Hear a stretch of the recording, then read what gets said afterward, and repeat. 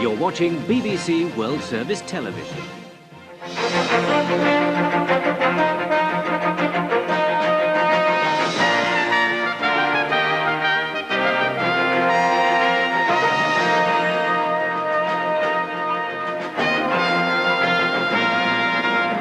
This is the BBC World Service News, the headlines. As Sarajevo's defenders try to break the siege of their city, Iran has called on Islamic nations to help Bosnia's Muslims. And the United Nations is starting another attempt to relieve the suffering in Somalia. Iran says it wants an urgent meeting of the Islamic Conference Organization to discuss providing military support to Bosnia.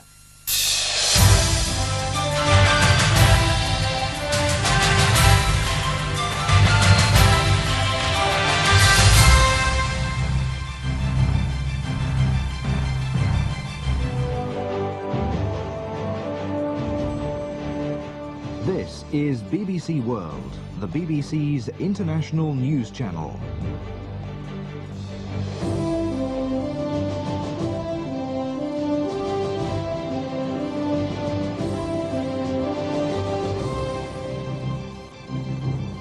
Hello, I'm Peter Dobby and you're watching the World News here on BBC World, the headlines.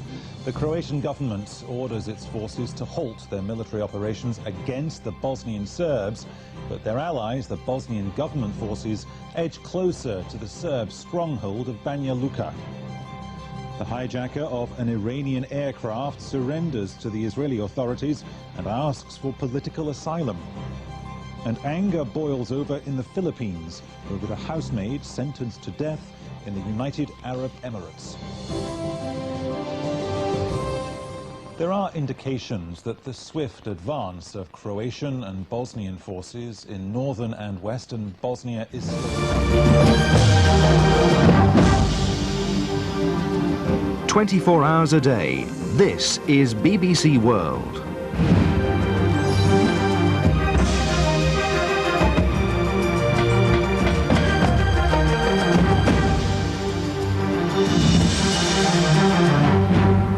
Hello and welcome to BBC World News. I'm Keshini Navratnam. The headlines: as thousands more Kosovo Albanians become refugees, NATO says that 3,000 have been killed by Serb forces.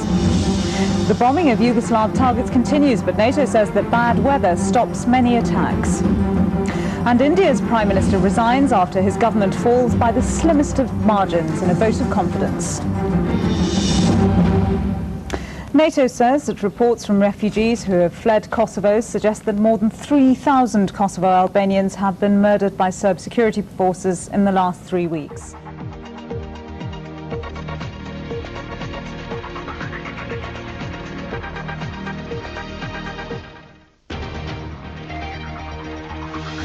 "24 hours a day, this is BBC World. The funeral is underway for the murdered president of the Democratic Republic of Congo. Laurent Kabila's son and heir pays his final respects. In Tiananmen Square, 5 members of the Falun Gong set fire to themselves. And Ecuador declares a state of emergency as oil threatens the Galapagos Islands.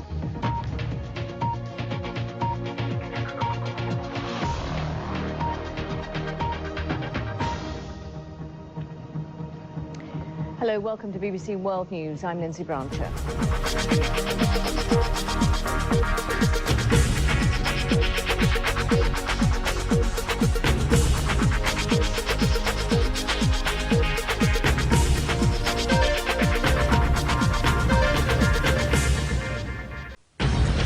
The Israeli Prime Minister says he hasn't ruled out exiling Yasser Arafat. Fighting intensifies in Ramallah and Israeli tanks roll into Bethlehem. The Organization of the Islamic Conference fails to agree on a definition of terrorism. And 7 years after the genocide, the trial begins of a colonel accused of masterminding the Rwandan massacres.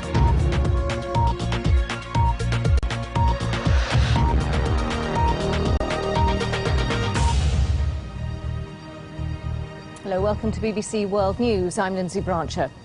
The Israeli Prime Minister says he...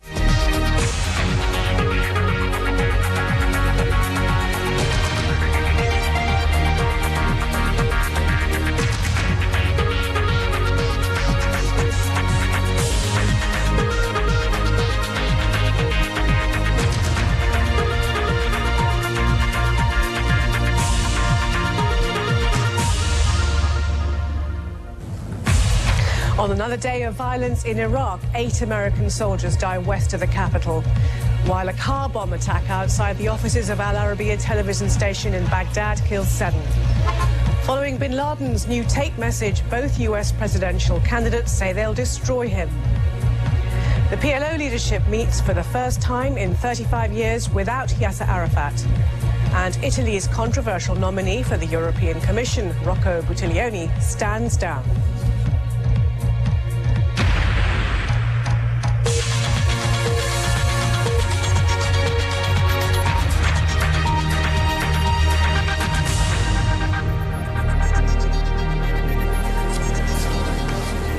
Welcome to BBC World News. I'm Anya Sitharam.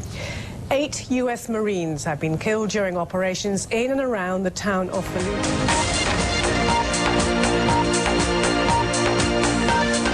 This is BBC World, putting news first. This is BBC News from BBC World. I'm Jonathan Charles. The latest international headlines. North Korea flexes its military muscle, reports that it's test-launched 3 missiles, 1 long range. Accused of war crimes, but now Uganda offers its most wanted rebel leader an amnesty. Discovery takes to the skies, but NASA says debris fell off after launch. And still all to play for. Germany and Italy are drawing 0-0 in Dortmund in the first semi-final of the World Cup.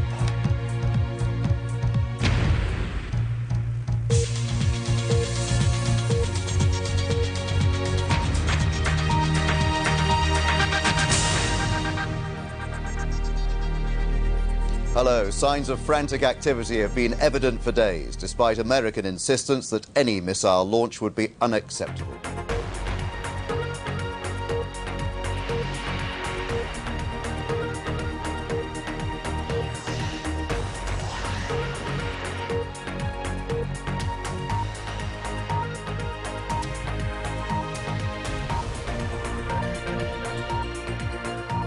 This is BBC World. Putting news first. Pakistan's General Musharraf wins a controversial presidential vote, but the result isn't official yet. A global day of protests against the military regime in Burma as the generals face condemnation at the UN. After all the speculation, British Prime Minister Gordon Brown rules out a snap election. This is BBC World. Welcome from me, Claire Marshall. Also in this programme, the typhoon that's battered Taiwan. 200 kilometres an hour winds caused floods and landslides. How England stunned Australia at the Rugby World Cup to reach the semi-finals.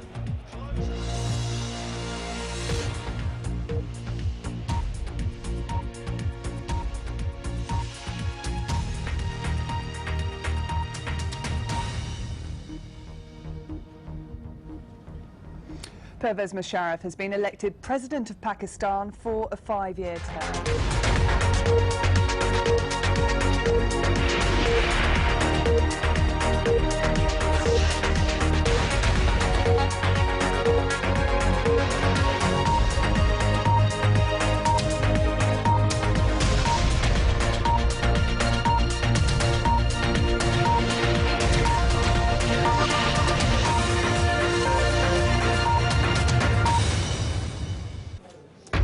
Germany's parliament prepares to vote on controversial plans to strengthen the EU bailout fund. This is the scene at the Parliament Live. Protesters in Athens are blocking the Greek finance ministry before the start of austerity talks with the European Union and IMF. Dominique Strauss-Kahn is confronted at a French police station by a writer who accuses him of attempted rape. Welcome to BBC World News. I'm Chris Rogers. Also in this programme, as Syria's bloody crackdown continues, a new generation takes its anti-government protest to the classroom. And China takes the first steps towards building its own space station.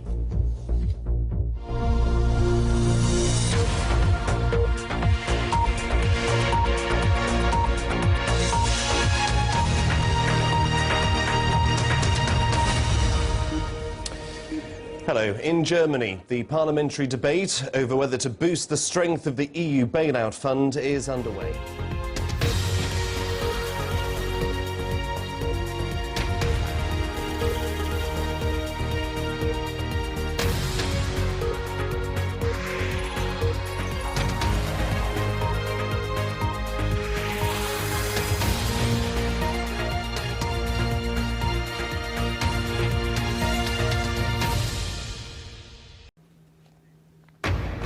Hello, this is BBC World News. I'm Ben Bland. Our top stories. 2,000 children separated from their parents in 2 months. The US authorities reveal their Mexican border measures. The trade war heats up. Washington announces 25% tariffs on Chinese goods, and Beijing promises countermeasures. They can't believe they got away with it for so long, Steve. Okay? They can't believe it. I mean, they got away with it for 25 years. A hat-trick for Ronaldo in a thrilling clash between Portugal and Spain on day 2 of the World Cup. Revelations of the space age cast a new perspective that has given humanity on ourselves. And sending his voice to the stars, a final tribute to the physicist Stephen Hawking, his words broadcast into space.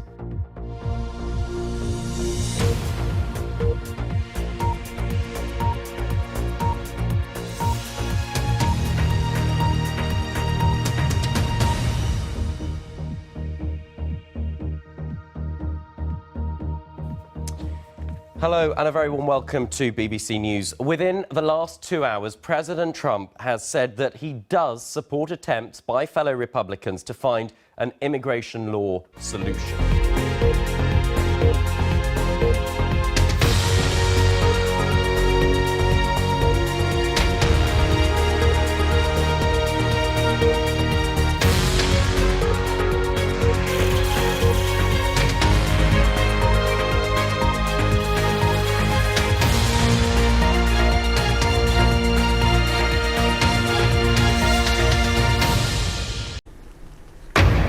This is BBC News. Welcome if you're watching here in the UK or around the globe. I'm Regid Ahmed. Our top stories. Now they will be having a celebration of the exact moment 50 years on since Neil Armstrong stepped onto the moon. It's been marked in spectacular fashion. We're here at the National Air and Space Museum where hundreds gathered to be together for the moment. In other news, footage from Iran shows a seizure of a tanker in the Gulf as London says it wants to defuse the crisis through diplomacy.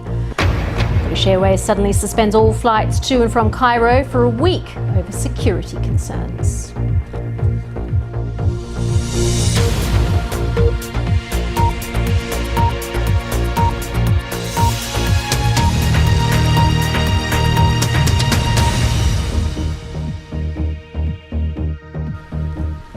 Hello and welcome to BBC News. Now, a few minutes ago marked the exact moment Neil Armstrong set foot on the moon 50 years ago.